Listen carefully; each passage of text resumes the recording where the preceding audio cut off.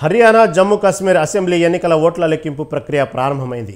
ఉదయం 8 గంటల నుంచి ఓట్ల లెక్కింపు ప్రారంభం కాగా లెక్కింపు కేంద్రాల వద్ద 3 అంచెల భద్రతను ఏర్పాటు చేశారు.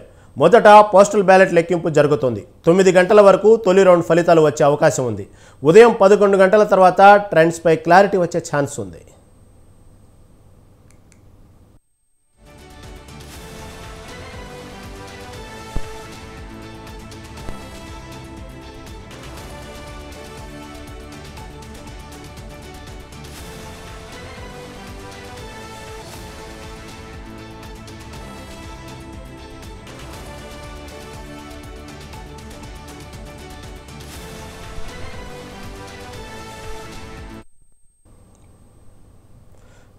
జమ్మూ కాశ్మీర్లో మొత్తం 3 విడతల్లో పోలింగ్ జరిగింది. హర్యానాలో అక్టోబర్ 5వ తేదీన ఒకే విడతలో పోలింగ్ జరిగింది.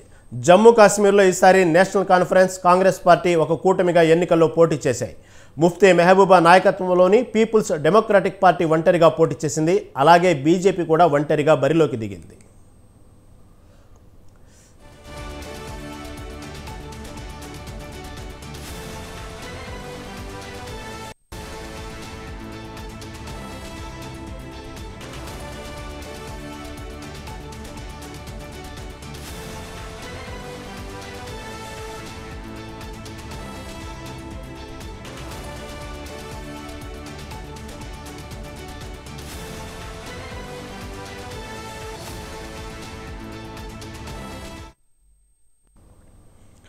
ఇక హర్యానాలో మొత్తం 90 అసెంబ్లీ నియోజకవర్గాలు ఉన్నాయి. ప్రతి నియోజకవర్గంలోనూ బీజేపీ, కాంగ్రెస్ మధ్య హోరాహోరీ పోరు నడిచింది. హర్యానాలో 10 ఏళ్ల పాటు బీజేపీ అధికారంలో ఉంది.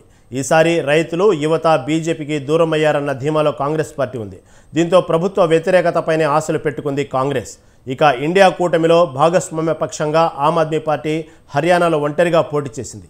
ఈ నేపథ్యంలో ప్రభుత్వ వ్యతిరేక ఓటు చీలిపోతుందని బీజేపీ నాయకులు లెక్కలు వేసుకుంటున్నారు.